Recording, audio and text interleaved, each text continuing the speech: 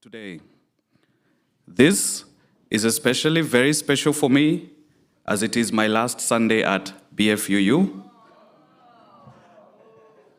the place I've called home for the past few months.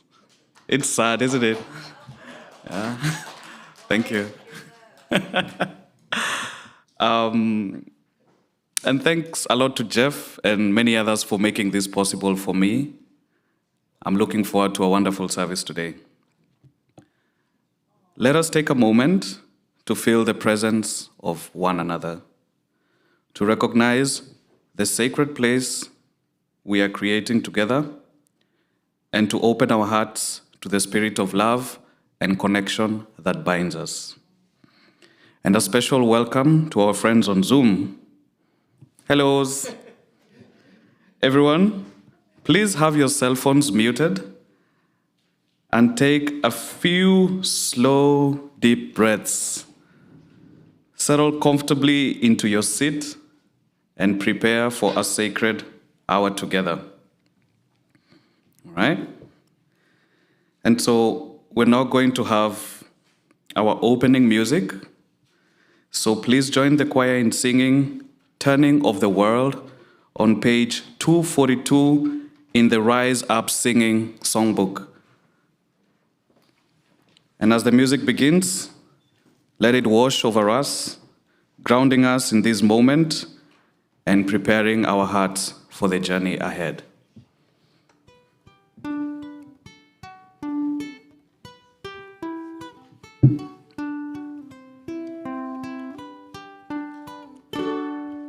Let us sing this song for the turning of the world, that we may turn as one. With every voice, with every song, we will move this world along, and our lives will feel the echo of our turning. With every voice, with every song,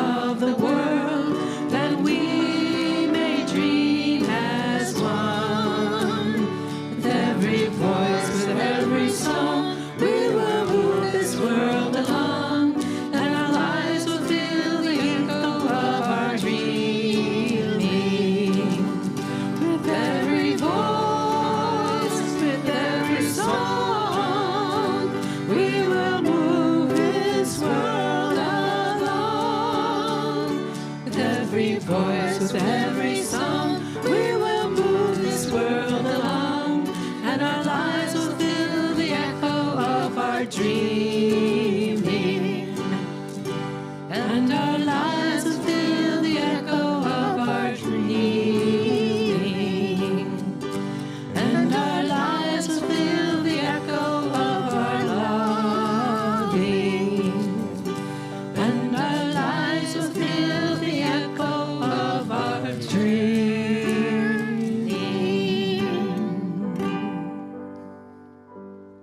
Thank you, our beautiful choir. And I see the choir has a new member, Iggy. Hello. Yeah.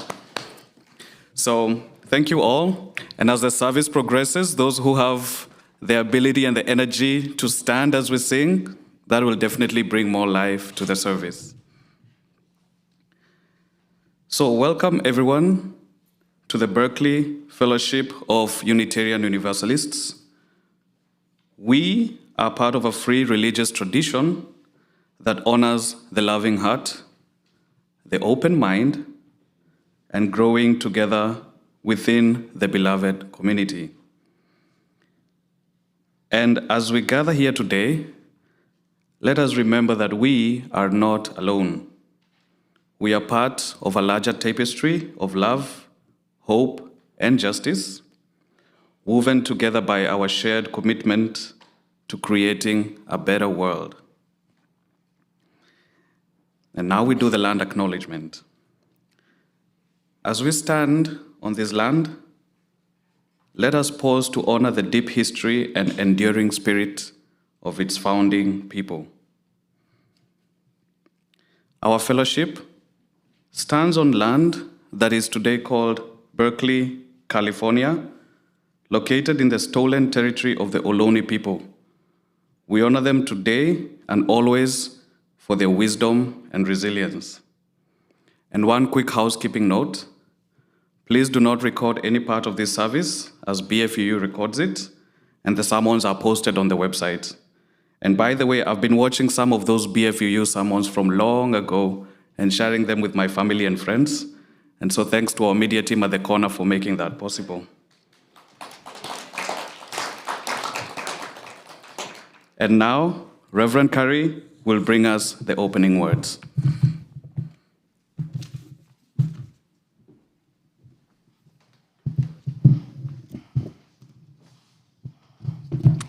As usual, my love of Mary Oliver. Softest of mornings, hello. And what will you do today, I wonder, to my heart? And how much honey can the heart stand, I wonder, before it must break? This is trivial or nothing. A snail climbing a trellis of leaves and the blue trumpets of its flowers. No doubt clocks are ticking loudly all over the world. I don't hear them. The snail's pale horns extend and wave this way and that as her finger body shuffles forward, leaving behind the silvery path of her slime. Oh, softest of mornings, how shall I break this? How shall I move away from the snail and the flowers? How shall I go on with my introspective and ambitious life? Now we can turn to our chalice lighting.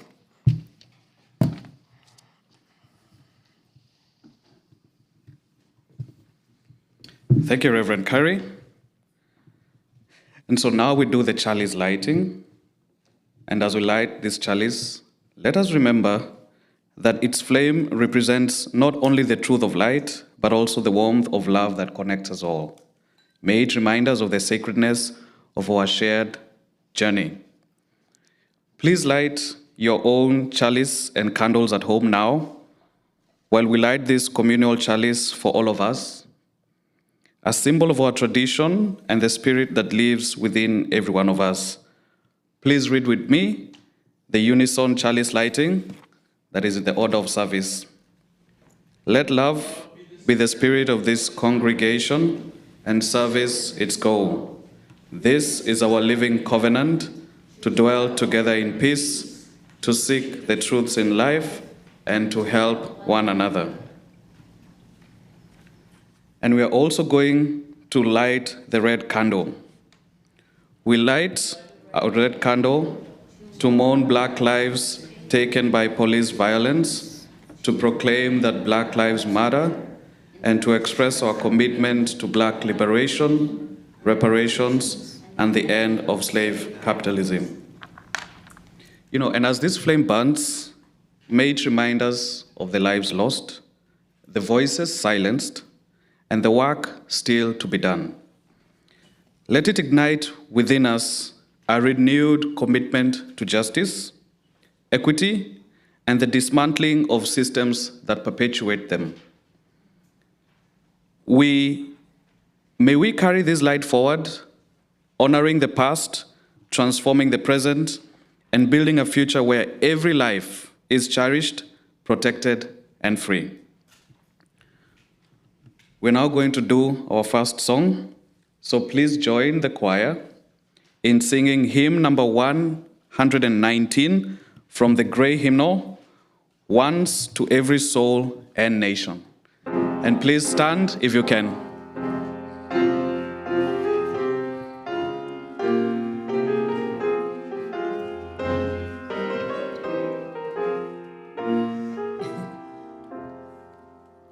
Once to every soul and nation comes the moment to decide in the strife of truth with falsehood for the good or evil side.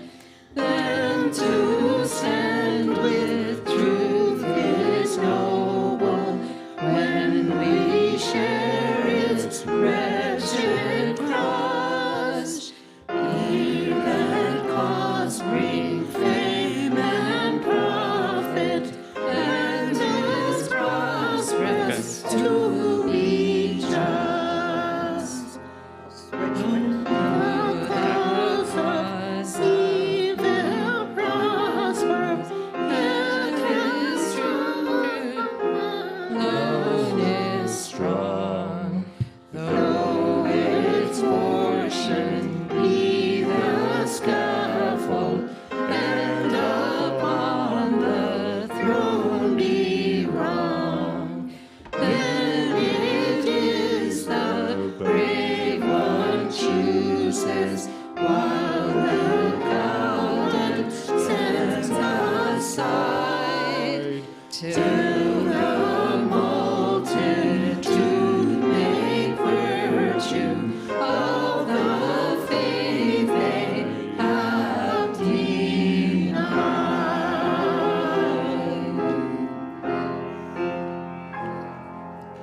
Thanks, everyone. You may have your seats. It's a beautiful song, right? Yeah. Thank you for singing along with the choir. I will now invite Reverend Carrie to give us Time for All Ages.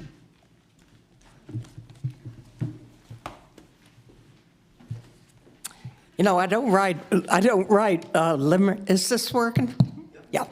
I don't write limericks often, and somehow these were coming to my mind. So I'll recite a couple of limericks that the thought for my sermon has brought up. Isaac Newton was sipping his tea in the shade of a tall apple tree when an apple fell down going straight to the ground, and gravity shouted, "It's me!" It taught him that matter draws matter, and cast up his fame on a platter. His Principia held sway till Einstein made way to take over the world with his chatter. Now, quantum physics is winning. Electrons and photons are spinning. in waves till they see us. They know that they're conscious and turn up as particles grinning. And with that, let's turn to our responsive reading. Number 519, and you'll be leading. Yes. Thank you. Have you had an apple today? So we're going to do responsive reading, which is 519 in the gray hymnal.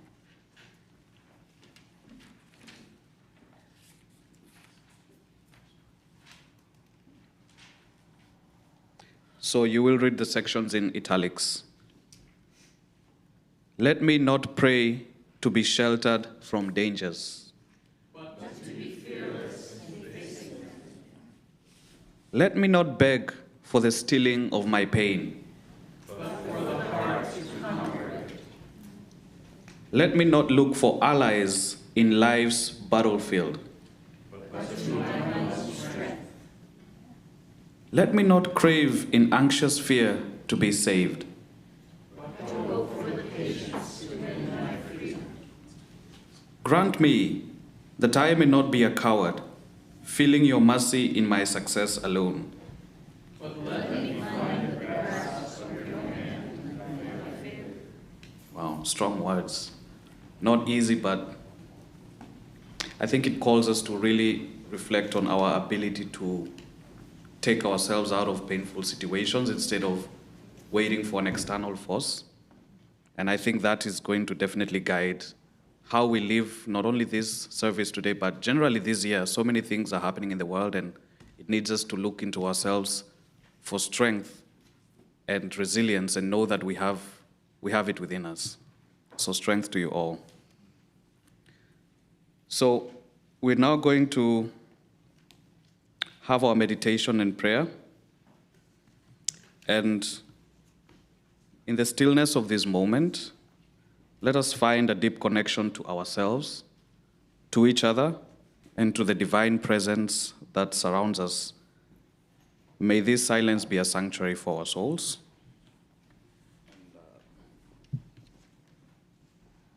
The chime I'm looking for.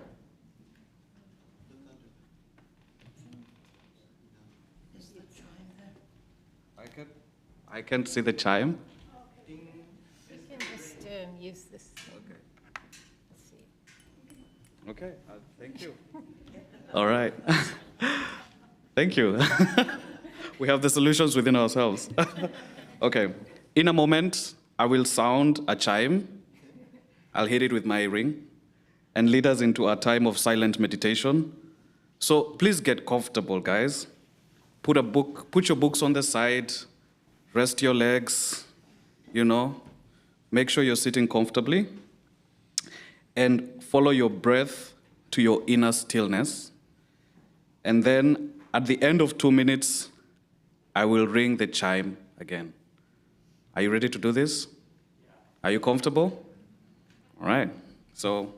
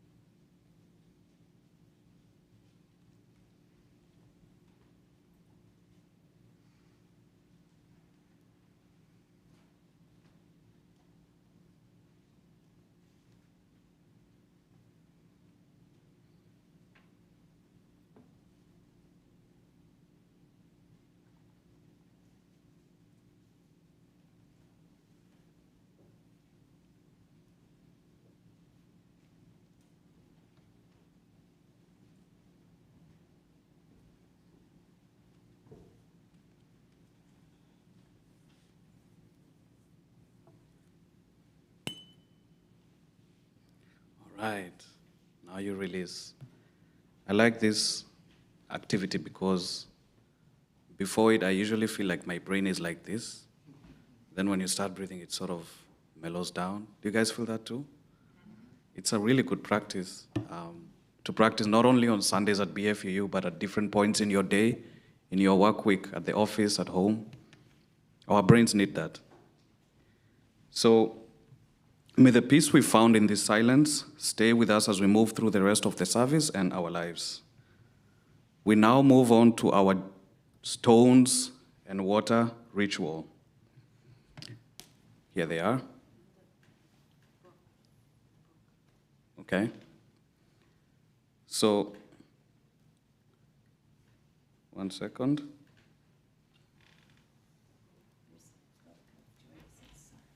The Book of Joys and Sorrows. I got it. Okay. I got it.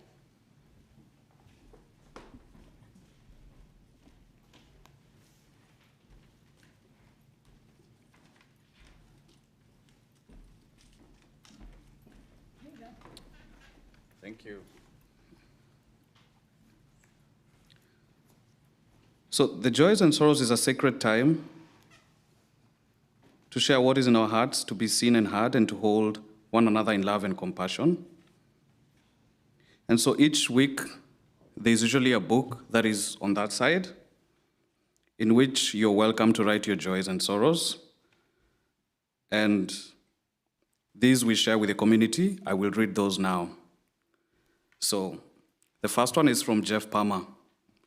So sad to see Reverend Carrie and Prince leave. We love you. Oh, thank you. You're going to make us cry. Well, on a good note, I will be joining some of the sessions in Zoom, and sometime next month, I will give a sermon on February 16th. Yeah, technology, yay. So, this is from Simone.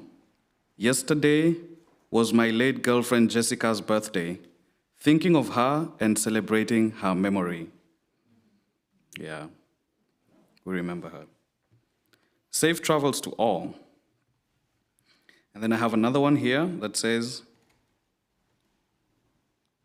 sending peaceful, healing vibes to all animals in captivity as we work towards respect for all Mother Nature has for us to enjoy. Thank you. All right.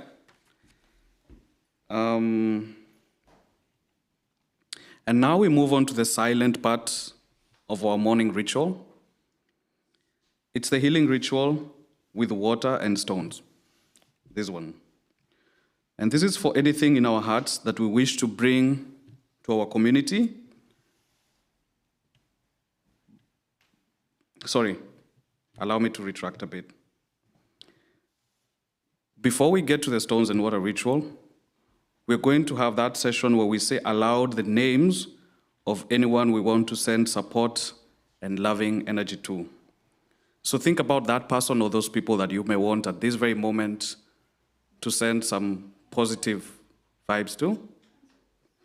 And please speak their names. So,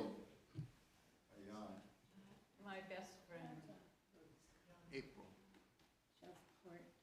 Palestinian children. All those impacted by recent presidential proclamations. Renee. Patricia. All children. People impacted in Los Angeles fires. Thank you. May these names and the love we hold for them remind us of the power of community and the strength we find in one another. And may they receive all those positive vibes that we are sending to them in this interconnected universe. They have received it, right? Yeah. Right. So now we move on to the silent part of our morning ritual, finally. Yeah. I always get so excited with this ritual. So maybe that's why I was rushing to it. It's a healing ritual with water and stones. And this is for anything in our hearts that we wish to bring into the community, but is perhaps too sensitive to speak aloud. And so we have a symbolic action that you can take. You can walk down the center aisle. You choose a stone or stones. Usually I really think about the stone that I choose, depending on what I want to put in the water. Sometimes I'll choose the stone that looks the largest. Other times it's a very small one. Sometimes it's the brightest. Other times it's the roughest. So think about it today. And then you're gonna immerse it in the water, which represents our community. And please, come along.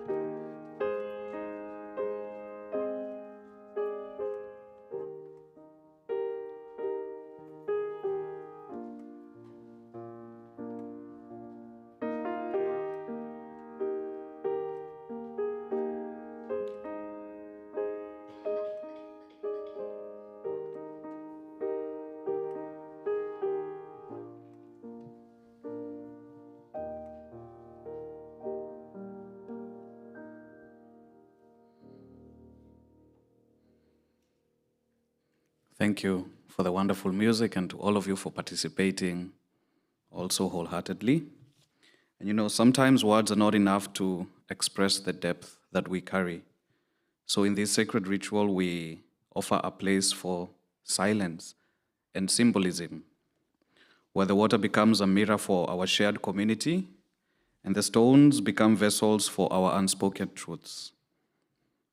And it also reminds you that this community, this BFUU community holds you, it supports you, and it honors what you bring. So let this act be a gentle release, a quiet prayer, and a reminder that we are all connected in love and care. We now move on to our metta meditation. And our metta meditation comes from the Buddhist tradition, and Barbara will lead us in singing. You can rise if you want.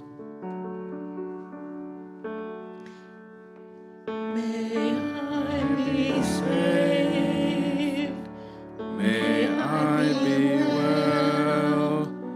May I know joy. May I know free. May you be safe. May you be well.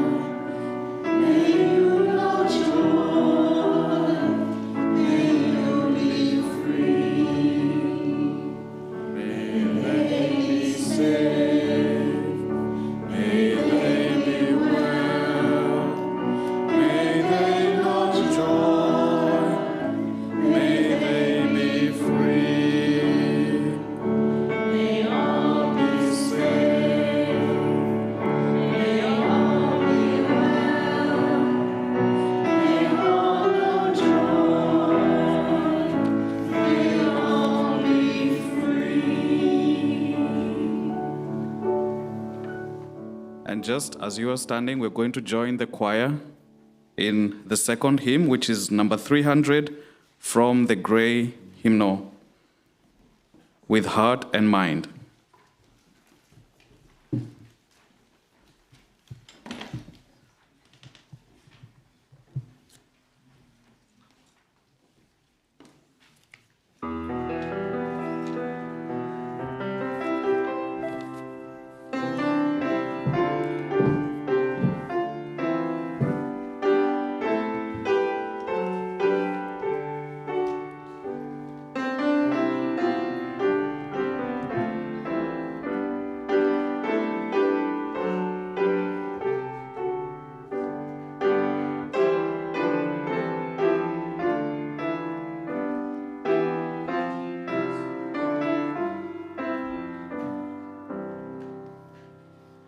With heart and mind and voice and hand, may we this time and place transcend, to make our purpose understood, a mortal search for mortal good, a firm commitment to the goal of justice, freedom, peace for all. A mind that's free to seek the truth, a mind that's free in age and youth, to choose a path no threat impedes, wherever light and conscience leads. Our martyrs die so we could be a church where every mind is free. A heart that's kind, a heart who searched, is of the spirit of our church, where we can grow and each one's gift is sanctified and spirits lift, where every door is open wide for all who choose to step inside. Thank you all.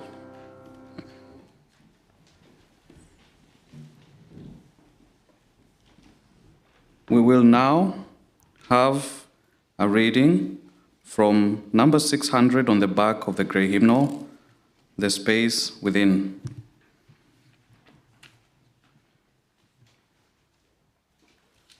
I will read.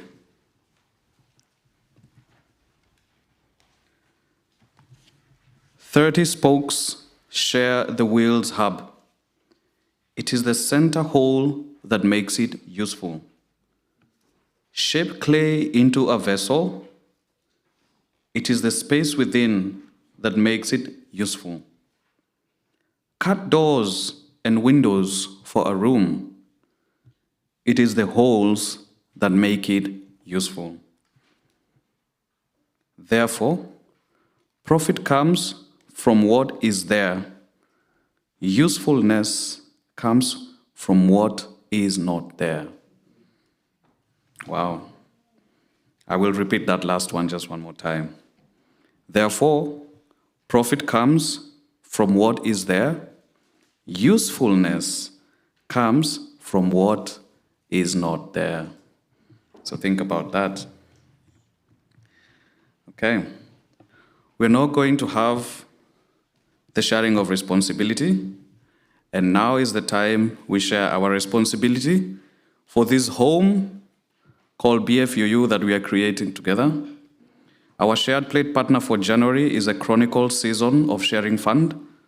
The Chronicle Season of Sharing Fund is a vital resource for Bay Area households struggling to make ends meet. With nearly 1 in 5 households having less than $400 in savings, this fund provides critical support for housing and basic needs during times of crisis. 100% of the donations go directly towards providing food, shelter, and other essential services to those who need it most. Operating year-round, the fund offers a lifeline of hope and support to Bay Area neighbors in need. Please give generously to support BFUU and our shared plate partner. And Chris is going around, assisting in the collection.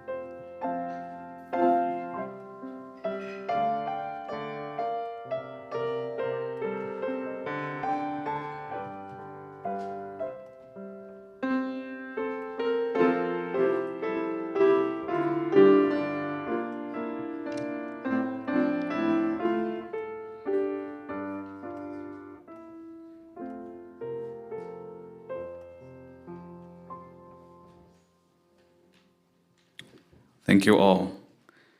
Let us dedicate our offerings, so please lead along with me in the order of service.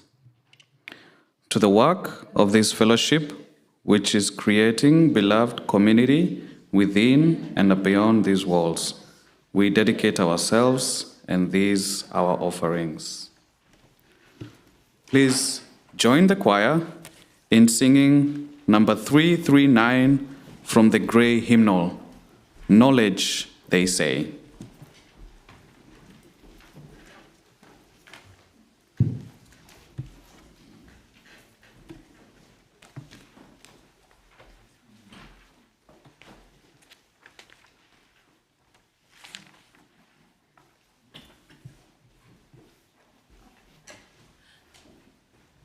Let me play it through once.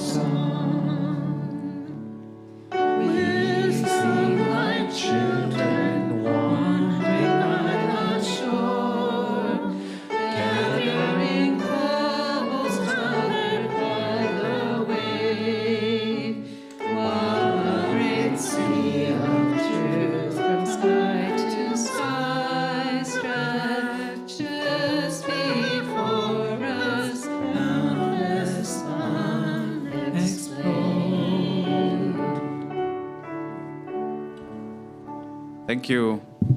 We now move on to a very important part of our service, which is the sermon.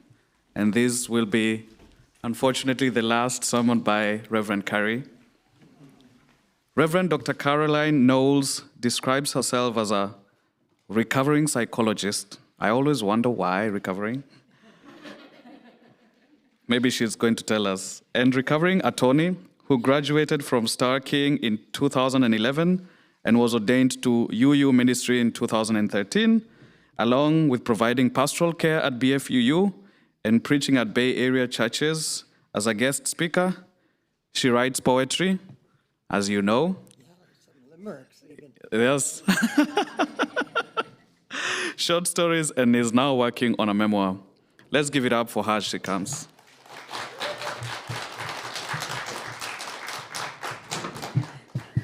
Well, I just want to welcome seeing you all here and having I would say the good feeling that rises from this remarkable Berkeley Fellowship of UUs. About Isaac Newton. It's hard to believe that someone joined our earth and gave us our understanding of the universe with the significance that's marked the life and the thought of Isaac Newton. Newton created the disciplines of rational and celestial mechanics. He discovered the calculus. He advanced the science of color.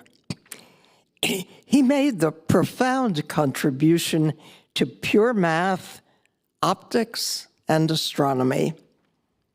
His masterpiece, entitled in English, is The Mathematical Principles of Natural Philosophy, but it's usually called Principia. Nothing like the Principia had ever appeared before the 17th century, nor has anything like the Principia ever appeared afterward. Newton was born in a small town in England in 1642, the year that Galileo died. And he was just 20 years old when the mysterious little question struck him. Why does an apple fall straight down when it breaks off from the tree? His biographer, a man named William Stukeley, wrote of an evening after dinner when they sat in the garden drinking tea under the shade of some apple trees. And he wrote of Newton, the notion of gravity came into his mind. It was occasioned by the fall of an apple as he sat in a contemplative mood. Why should that apple always descend perpendicularly to the earth, thought he to himself. Why should it not go sideways or upwards, but always constantly to the earth's center? If they gave the matter any thought at all, ancient writers had argued that falling objects fall downward because the earth is their, quote, natural resting place. But Newton's reflections were radical and profound. He said, if matter draws matter, that is, if the earth draws the apple, it must be in proportion to its quantity. In other words, the mass, the weight, the apple and the tree and the earth. Newton's understanding was that drawing power, now connected by proportionally to the quantity of an object, what later physicists would call mass. The greater the mass, the greater its drawing power. Well, the Earth is large, the apple's small, but Newton realized apparently all at once that if the drawing power of matter is proportional to its, I'm going to say its weight, its mass, its quantity, every physical object must logically have some drawing power of its own. The power called gravity extends itself throughout the universe. Every material object is bound to every other material object.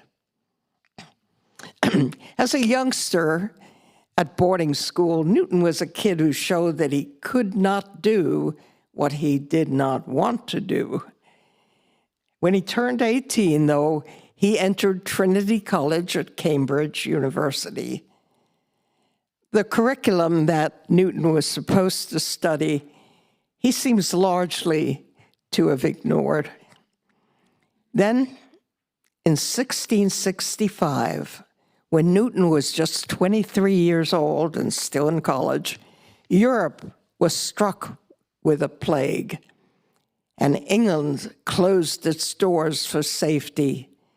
Cambridge University went into recession, and for 16 months, Newton retired to the countryside at Woolsthorpe, his family home. In that time and space, Newton discovered the calculus. Well, I'm not a mathematician, so I'm not going to demonstrate and explain the use of coordinate systems like the line X at right angles to the line Y, purely geometric objects. But the interesting application to me is when one axis is time and the other is space. If speed is a physical quantity, it must as well be a physical quantity defined at every point in time and at every point in space.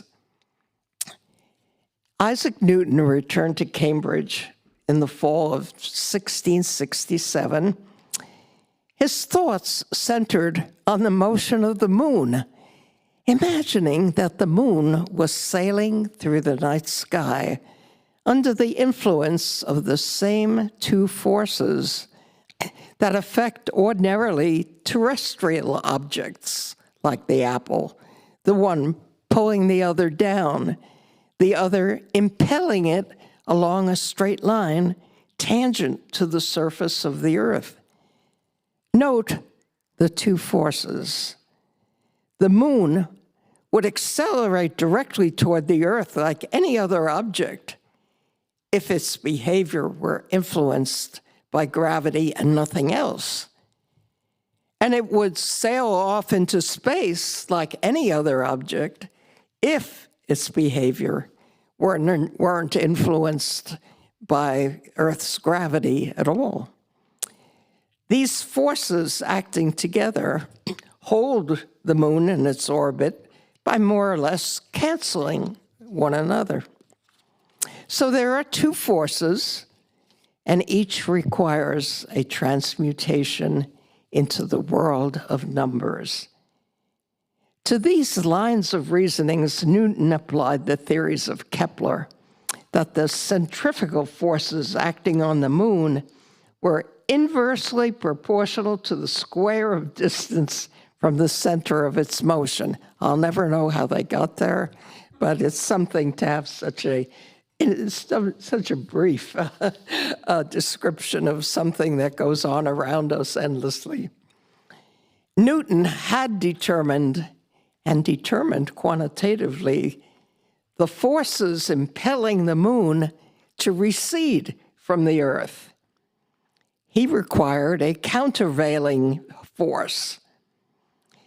If gravity also varied as the square of the distance between objects, the two forces controlling the moon's orbit would be in alignment, the moon sailing through the skies, because its tendency to recede from the Earth is canceled by its tendency to converge toward its center, the Earth. So, gravity was a force whose power might extend to the moon. It was an impalpable presence in this universe. Its nature was hidden, but its form was revealed in symbols. Not surprisingly, then, Newton was appointed when he was just 27 years old as a professor of math at Cambridge University. One might say he was free to do as he pleased and think as he would, and his thoughts took him deeper. The force that holds the planets in their orbits is not a contact force at all. It's not something that you see touching something else. It's simply out there, tugging at the planets. The force of gravity acts at a distance, and it acts at once with no delay, and somehow, it acts everywhere as well. Newton came up with a 9-page report. If the planets are moving in an elliptical orbit, they must be under the influence of an inverse square force directed toward one focus of the ellipse. And his understanding extended to the orbits of any object moving, whether slow or fast, through a gravitational field. 2 years later, Newton delivered to the Royal Society his 3 volumes of the Principia. In the history of science, there's no record of anything like the 2 years that Newton spent in composing this Principia. It's been seen as the greatest work of pure thought, one of humanity's collective treasures.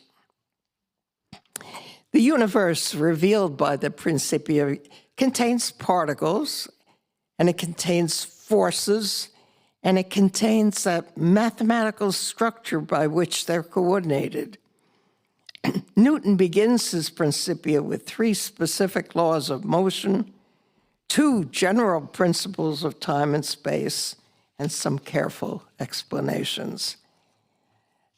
I'll go into it for a bit. Let's start with the law of inertia. Did we grow up thinking this way? I'm not sure that was my childhood.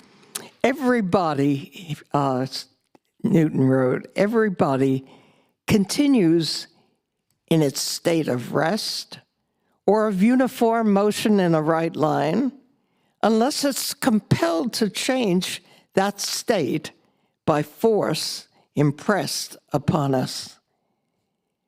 To describe this law of inertia in the universe as a whole, there are 2 natural states in which a body or just a particle of mass might find itself: at rest or in a uniform, unvarying motion along a straight line.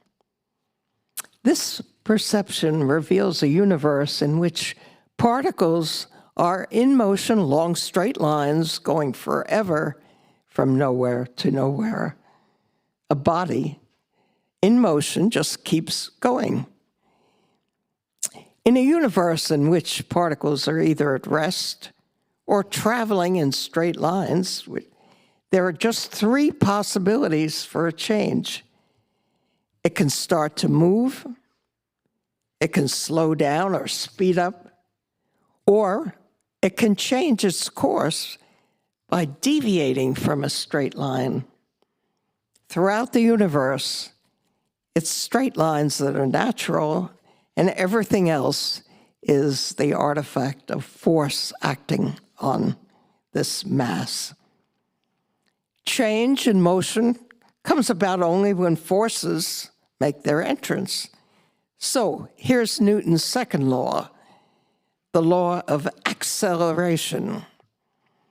He wrote, change in motion is proportional to the motive force impressed, and it's made in the direction of the right line in which that force is impressed. In other words, Newton affirmed, quote, the innate force of matter is a power of resisting by which every body, as much as in it lies, continues in its present state, whether it be of rest or of moving forward uniformly in a straight line. In ordinary English, the law says that force is the product of mass by acceleration, and there's another way of stating this for the mathematics people. F equals ma.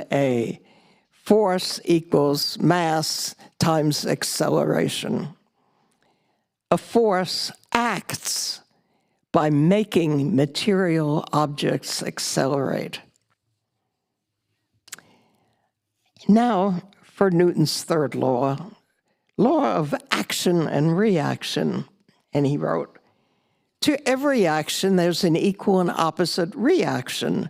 Basically, the concept is momentum. To say that momentum is there is just to say that when two particles interact in equal and opposite reactions, their net momentum is zero. The Newtonian the Newtonian universe exists within a time and space that are absolute. He formulated this as the law of absolute time. Absolute, true, and mathematical time of itself and from its own nature flows without relation to anything external. The law of absolute space he defined as absolute space in its own nature without the relation to anything external. It always, without relation to anything external, it would remain always immovable.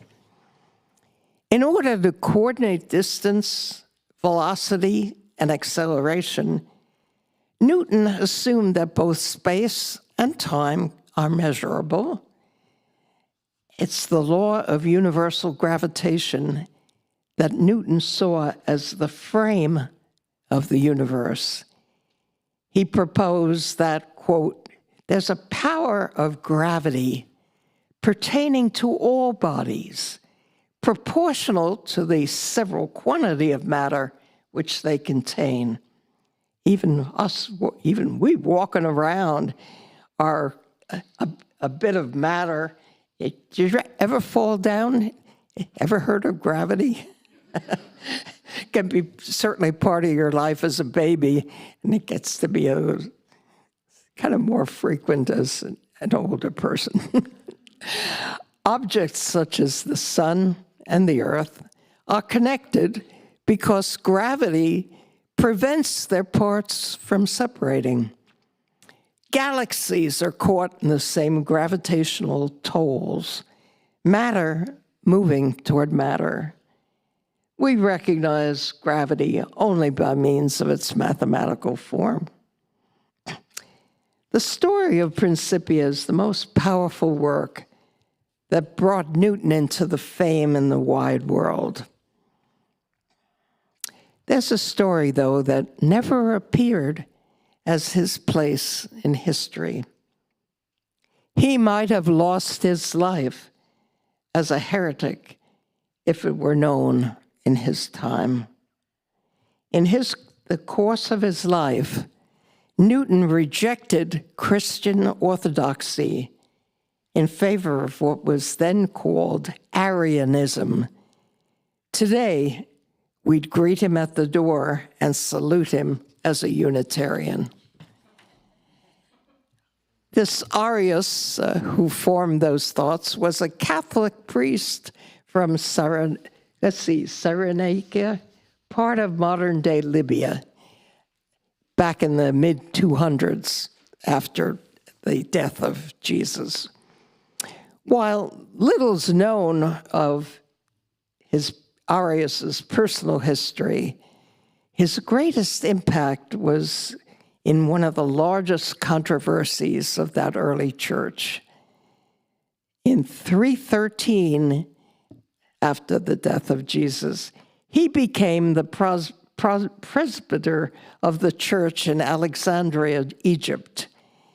In the year 318, he criticized the Trinitarian position that the Son Jesus was eternally generated by the Father within the Trinity, and that if Jesus was begotten, then he must have had a beginning rather than being eternal. Thus, the argument of Arius was that God was both infinite and unbounded. His existence was beyond space and time, while, like all men, Jesus was finite and bounded and could not share in the divinity of a God. Newton accepted Arianism as a system of belief, and he never wavered. At the same time, making his convictions public was an extreme danger to his life and his work. At his approaching death, though, he refused to be regarded as a Trinitarian in prayers for his burial. May his spirit be with us always as the lover of truth in every sphere of his 80 years of life. In closing today, I think of the poem by Mary Oliver titled Whistling Swans that was published about 10 years ago. She wrote, "Do you bow your head when you pray, or do you look up into that blue space? Take your choice. Prayers fly from all directions. And don't worry about what language you use. God, no doubt, understands them all. Even when the swans are flying north and making such a ruckus of noise, God is surely listening and understanding."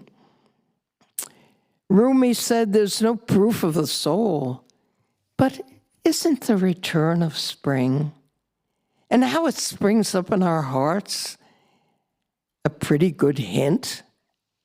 Yes, I know, God's silence never breaks, but is that really a problem? There are thousands of voices, after all. And furthermore, I just suggested that the swans know about as much as we do about the whole business. So listen to them and watch them singing as they fly. Amen. Thank you.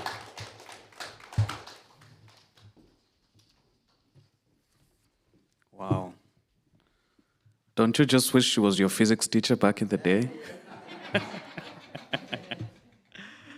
Wow. Thank you, Reverend Carrie, for your wisdom and words. Okay. One thing that struck me is that Newton discovered all these things during a plague when they stopped his stay at the university and he had to go to his parents. Doesn't that sound like COVID, you know? How many of us would have gone and come back with that kind of a win? You know? You know? And how many of us, as we're eating the apples, we're usually thinking, oh my God, how many are left? What's the price of apples now? Instead of asking ourselves these deep questions about life that could turn, you know, the course of nature for humanity. So I think he was definitely immersing himself into the present moment, and that is something we can all emulate. So we move on to the thanks and announcements. We gratefully acknowledge all who have worked together on this service. Let's give them a hand clap. And those ones who are with us on Zoom, all right, are Jinky Gardner, Reverend Jojo, what's name? Karen DeWald, Marge, Sherry Pov, and Sil. Yeah. And then we have Jean, we have Jean-Marie and Frankie, we have Jean Lieber and Mike Gardner. Let's wave to them. Hi. All right. Jeff also has an announcement, after which Reverend Carrie also will share something. Boy, it's so nice to see these people in action. I don't know what we're going to do when they leave. So after this service, we're going to have about a 10-minute break so people can get some food and grab a seat at a table if they want. And then after that 10 minutes, we're hoping the people on Zoom will stay on because we're going to have a time for people to express anything they want to say, whether you're on Zoom or in the hall, to express anything you want to say for Reverend Carrie. So hopefully people on Zoom will stay with us until that time. Then the next thing is Wednesday. So we all went through a lot at this back in November and up till today because of what happened in November. So if you want to get together with people and maybe try to figure out like maybe we can work together on something going forward, put our brains together, Wednesday we have an opportunity to do that right here at 7 o'clock. So this Wednesday at 7, somebody's already sad because they can't make it. reading. But we're going to do it again. It's not going to be a one-shot deal. So we want to start like trying to get together and encourage each other and figure out something. Maybe something could come out of this work together. So, and then next Sunday, how many people have ever heard of the person, Lady Bianca? About half. Yeah, I just knew her name. I knew she was famous. That's all I knew about her. She's coming here next Sunday. So if you want to know more about Lady Bianca, you can show up, and she'll be singing and presenting. So it's really a big thing for us. And I think that's it for me. Thank you.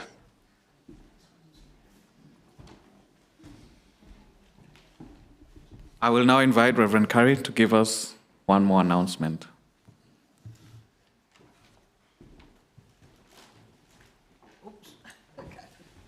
Got to practice getting up in this world,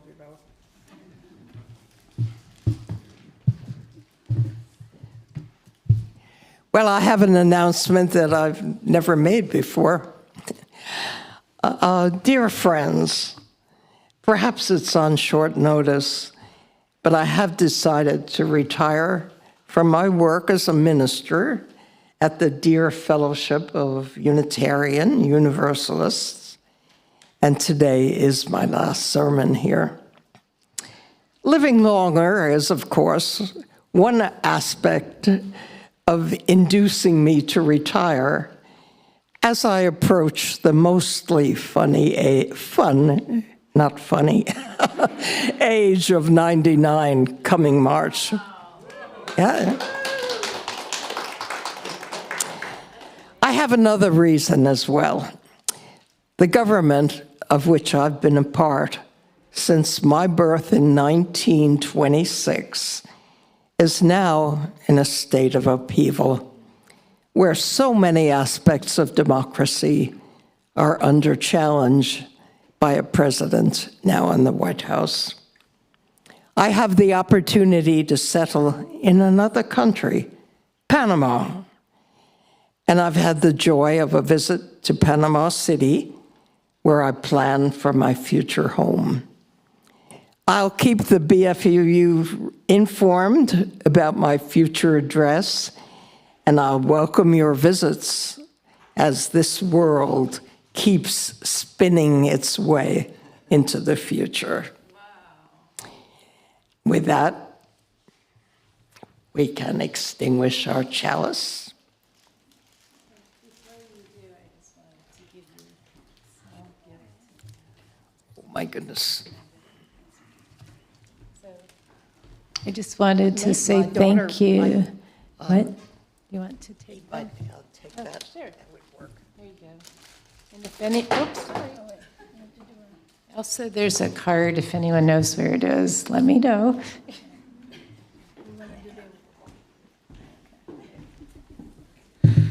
Thank you, and have fun in Panama. I also just want to say thank you all to this community. I will be leaving the United States on Saturday, next Saturday. I have been here for 5 months. I was working at UC Berkeley, and one day on a walk stumbled upon BFUU, thanks to Sumi over there, who was having some sessions.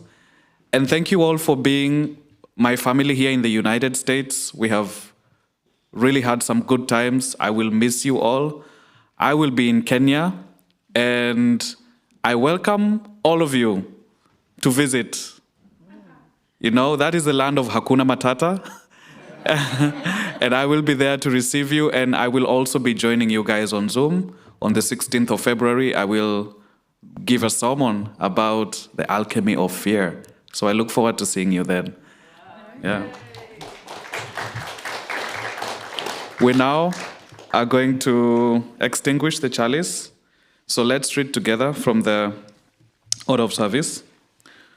We extinguish the flame of this chalice, but not the warmth of love, the light of truth, or the energy of service. These we carry in our hearts until we meet again. Thank you.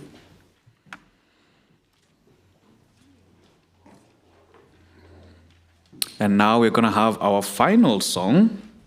But before that, there was an original piece by Tom Rudderow called All for One and One for All. So, Tom, take it away. There's a little chorus in your program. Please sing along. That's from 2003 when the other president, Bush, was trying to turn the bombing of Iraq into a family tradition. And I joined the parade down Telegraph Avenue from Berkeley into Oakland, and I saw a whole bunch of signs. So the signs are in the song. So sing along. This is dedicate this to our dear Reverend Carrie and our other dear Bishop Buddy. Yeah, yay, Bishop Buddy.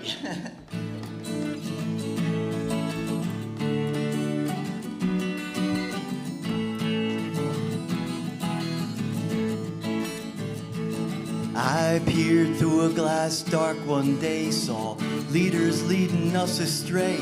I watched in horror and dismay democracy's sure downfall. Then the glass began to clear. There the people far and near stood up and claimed for all to hear, all for one, one for all. Life, liberty, pursuit of joy, for all promised, yet some destroy. Justice, democracy through greed, unconcerned one for another's deed. We hereby claim the worth of all. May peace prevail on earth, recalled by the people, for the people, all for one, one for all. There's to be peace in nations, there must be peace in the cities. There's to be peace in the cities, there must be peace between neighbors. If there's to be peace between neighbors, must be peace in the home. If there's to be peace in the home, there must be peace in the hard books. Here we go. Not bombs, jobs, not jails, healthcare, not warfare, rights, not racism, justice, not blindness, not killing, but kindness. Stand up and heed the call, all for one, one for all. I never liked the word evil, talking about other people, but one thing I cannot ignore, power makes evil behavior. God forgive them, they don't recall, their deeds on themselves shall befall, till they display a better way, all for one, one for all. Come on, Andy, play it.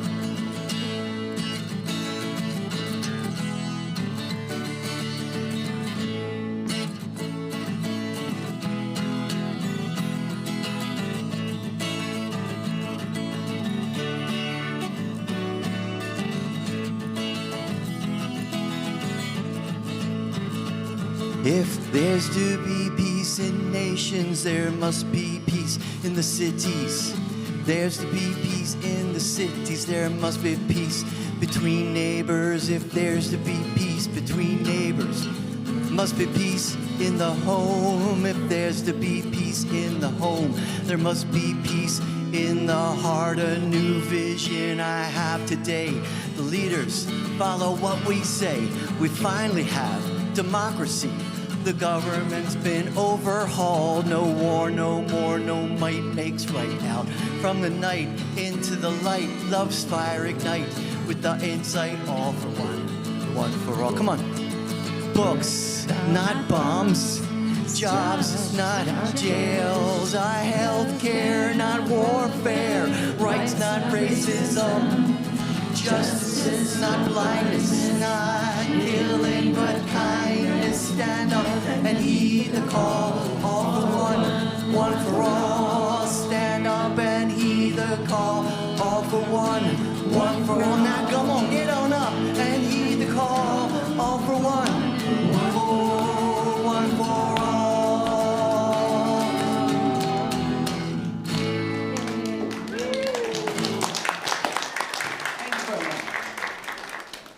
All right, so now we're going to have our final circle around. And I'm going to stick with the microphone, but why don't you all form a circle holding hands, and I have a few words to say as we close today.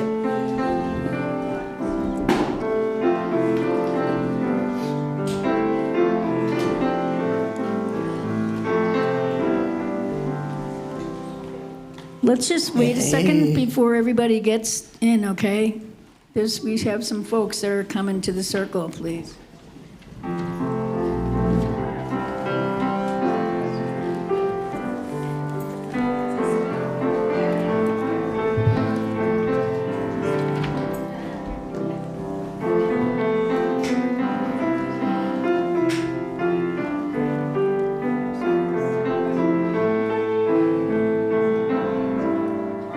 Here comes Larry. Circle round. Circle round for peace, for all of us in prison. Circle for release, circle for the planet, circle for the soul. Circle of our children, the circle.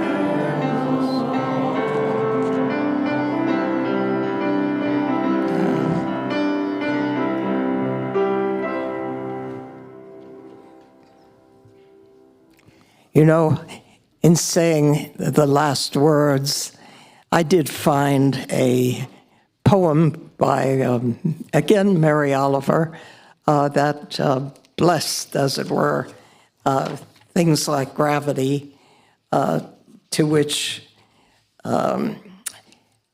it's one of those things that you can see. And so just a moment, and I will recite The Waterfall by Mary Oliver.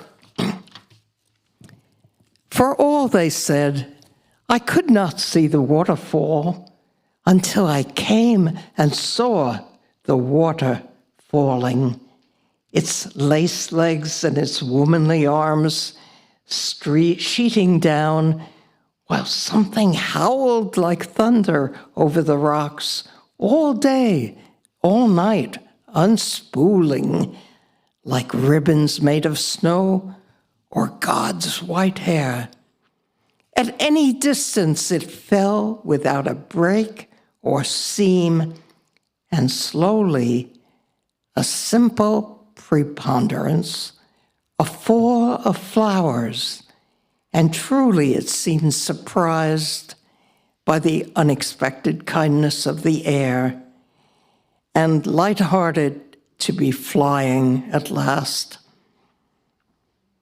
Gravity is a fact everybody knows about. It's always underfoot, like a summons, gravel-backed and mossy, in every beetled basin and imagination.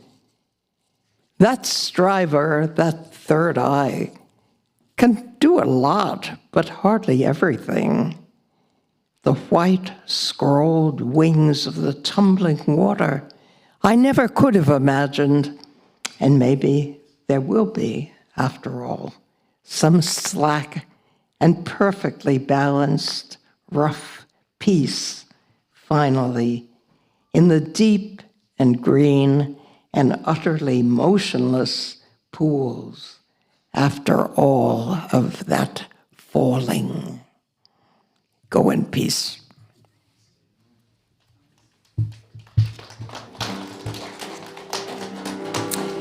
Well, I'll join you for a while for some snacks and coffee, and And then we're gonna tie you down so you can't.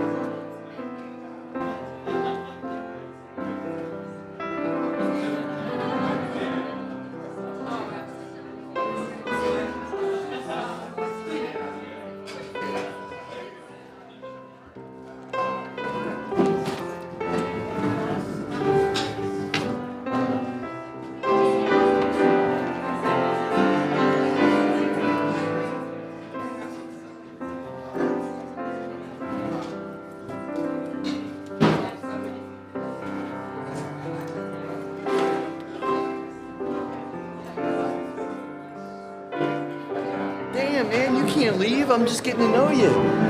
Come to Kenya. You know, I should. I would love to. Maybe someday. I finally got out of the country last year. Went to England. So really? yeah, it was really sweet. Where in England did you go? Well, mostly there's what's the one part of the other one? Well, I can't remember. Well, a friend of mine lives Wales. Yeah, my friend lives in Wales, and then we traveled around London and Stonehenge. Nice. Did you do music? Did a lot of music. Yeah, it was really helpful to me. It really, yeah, England was so supportive, and people were great, and really helped me with my stage fright. And, Nice. yeah, so it was really cool. Yeah. We sort of had an agreement. If Trump wins, I'm going to move there. So I don't know. I think I need to stay and help. Yeah, it feels like we should all be trying to do something here. So, yeah, you know. Well, there's a lot of scared. You know, did you see that, Reverend Buddy, the bishop? Yeah, that was beautiful. So I found she's got a book that I'm ordering on bravery. Okay. Yeah, absolutely. Oh my God, that was like one of the bravest things in the world ever. That was really cool. Well, I'm gonna try and check out a workout. I'm sorry? The book that you said. Oh, Try yeah. to check it out. Yeah, cool.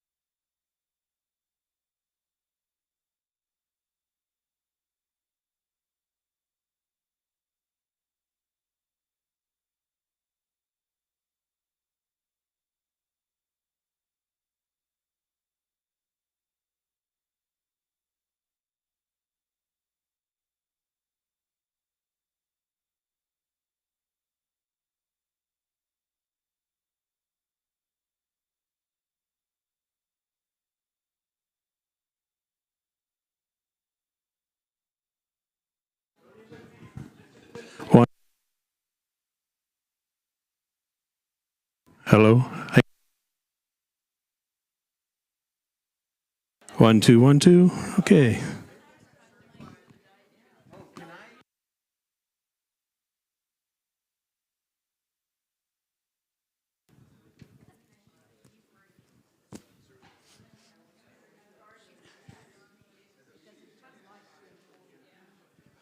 Testing. Okay. I hope everybody had a chance to.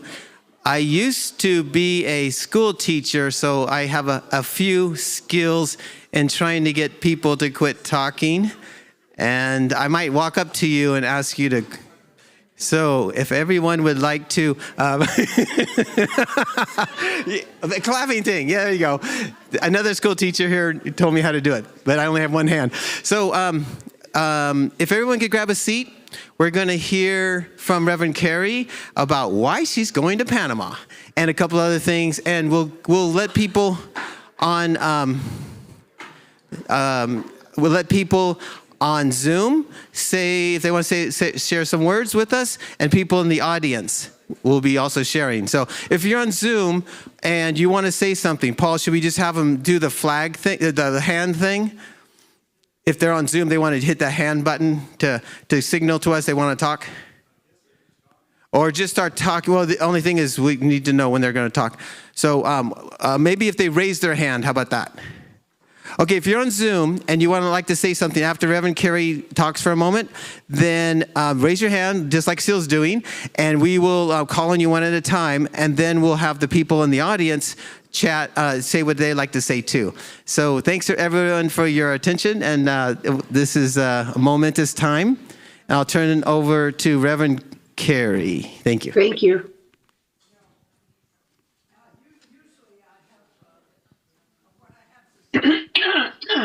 Am I audible? Yes. Okay. You know, it's just been such a time of change. I think, first of all, for a long time I had dropped the letter R from my alphabet because it meant retirement. And Berkeley Fellowship has been one of the marvelous places to be coming back to, and seeing people I have known over time, and seeing people I've not met before. It's just been a joy to have that connection. And I feel like it's, you know, sisters and brothers indeed. And so getting the R back for retirement seems sensible. Then the next thing that happened, I had never expected to leave the United States. And I was totally surprised by the outcome of our last election for the presidency. I would have, you know, Kamala Harris was one of my joys, again, of public people. She was just it. And I couldn't believe that the world wouldn't find her as need be. But I hope that she can do what is useful over the next few years and see how the future goes. But I must say that I do find the current state of our government scary. And I think we have to, you know, if I were here, I suppose, I don't know if I'd go marching. I'm not that good at walking anymore now that I've got a walker. But I think there are so many people that are going to be doing good and putting up the fight when need be. So I'll just mention my future is Panama. For 10 years of my life, I had lived in Bangkok and Malaysia, and then in the South Pacific. And I just loved tropics. And when I went to Panama for a long weekend, I just loved that hot weather, and I didn't mind the sudden rains that just, huge raindrops, and then it would last about 5 minutes, maybe. And then the wind would be up there blowing the clouds away, and out come the sun. But it was just, there were so many beauties of Panama City and things that are available. And this was also my daughter's. She had made a visit there long before I had, and I'm just consider it a kind of heaven. So I'm going to head off to a tropical heaven for the time being. So that's my hope and wish for all of you is that there's health and well-being, and that whatever needs to be done for the future is something that will happen. And the other is I'm going to make sure that you have my Panama City address when I actually have a place to live where we can have guests and so on. And come and look up the place. And maybe if you feel like you would like to get out of here instead of being a very American, whatever it is, but I hope there's some joy maybe in coming over there and saying hi. So best of love to all of you. Thank you, Reverend Carrie.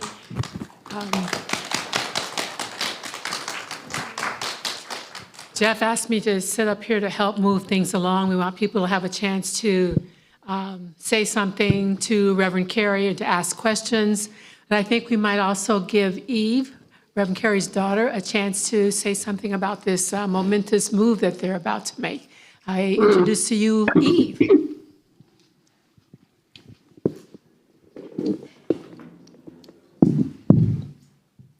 Hello, BFUU family. I've been coming here with my mother for the last 3 years since I moved back to be her roommate, as she likes to say. Panama's always been a place for me. I love Cartagena, Colombia, but it's not stable. So as far as proximity, climate, cost, and healthcare, that was the reason why I've always wanted to live in Panama. And of course, I'm off to Thailand on election day, and I come back and I knew she'd have half the apartment packed and ready to go. So there was no more resistance from me about taking her with me. So off we go to start new adventures in Panama. As I was mentioning earlier, my mother fell in love with Panama last weekend, and Panama fell in love with her. So it was just quite a thing to see. For those of us who are ever privileged enough to get to the point where we are turning 99, finishing our 99th year and starting our 100th year in this type of condition, I hope you guys get to continue to live out your dreams and have your purpose. And BFUU has been one of her big purposes that has kept her going and kept her excited and looking forward to something every month for her sermon. So thank you all for supporting her. Thank you all for receiving her the way you have, and myself. Thank you so much. I appreciate it. I've gotten to know some of you guys, and please do come visit us in Panama. Thank you so much. So we just want to do a real quick sound test. So Sil, can you, with your microphone turned on, can you say testing 1, 2, 3? We want to make sure the sound is working on Zoom. Testing 1, 2, 3. So Paul, are we all good then? Okay, so I'll turn it over to Virginia. Thank you, Virginia. Oh, I guess you just need that one. Okay, anyone who has something to say to Reverend Carrie or a question to ask? Do you want to do Zoom first? What, huh? Okay. Want to do Zoom first? We'll start with the people on Zoom. How about that? So Jean and Sil have their hands up. Okay. Sil? Yeah, I'm Sil Schertzer. My beautiful Albany house is the last day of open house. I will have sold my house. this week. So I'm here in lovely Mill Valley with Carrie's friend, Reverend John Young, and his wife here. John was the head honcho over at the Berkeley Fellowship, supervising me and supervising Carrie during her internship. So I got to know Carrie very well. We went out for coffee once a week, and Carrie has counseled me through my son's passing 4 years ago, and just like a sister to me. I wish I saw her adorable apartment near Lake Merritt. That was cute. And then I saw her big, huge condo in Walnut Creek. And my goodness, Carrie, you've done so much in your life, and you're one of my role models. So I'm enjoying my retirement at the foot of Mount Tamalpais, out my picture window, out my patio door, and I like it here a lot. And I too have gone through a lot of changes. I don't think I'm willing to travel, but Carrie, if you could get me on Zoom, that would be fantastic with like this little group, like Jean Herman, and who's hung in there for so long, and Karen, and all your dear, dear friends. I'm going to really miss you, Carrie. Love you. And your daughter, I met your daughter that time on Solano for lunch. That was so much fun. And one more thing. The Dalai Lama said that our purpose in life is to be happy. He said, if that's your only religion, that's enough. So it's good enough for me. Thank you, everybody.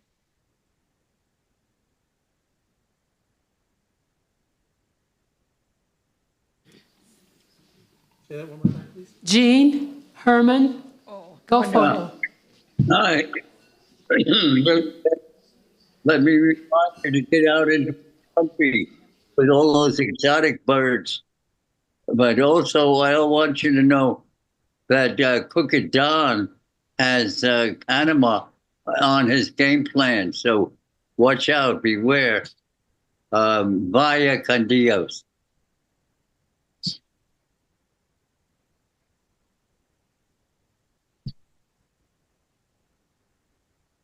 Want to be heard? Hi, this is Mike Gardner, and I kind of knew this would come, and we would be parting, and you would be heading off to your next adventure. But the first thing I thought of, are we sending you off on an adventure, or are we sending you on to an adventure? The English language has never given me much hope and sympathy, but anyway, I understand why you're leaving to some extent. I did help in a small way get people across the border to Canada during the Vietnam War. I heard a lot of reasons why, and I understand. Keep the door open. Might find a couple of us to begin joining you. I love the fact that you have combined the spirituality with the science as you did today. One of our Aryan folks, Sir Isaac, being one of those who had to be careful with because he couldn't pronounce very much what he felt. In any event, thank you for everything that you've done. I will call you my big sister. I'm your little brother, and thank you. Have a great time. Keep in touch. We will too. Bravo. I just want to add hugs. Hugs. The hugs. I'll miss you. I'll miss you all too. Thank you, Mike and Jinky. Anyone else on Zoom? Oh, Karen, go for it. Hi. Rev Carrie, thank you for your great pastoral care. You really helped Dave and me a lot. And we've enjoyed your left-leaning approach to theology. And also the mix of science and spirituality. I'm great. We're really going to miss you. Love you lots. Wonderful to hear you, and just so many good wishes for the future.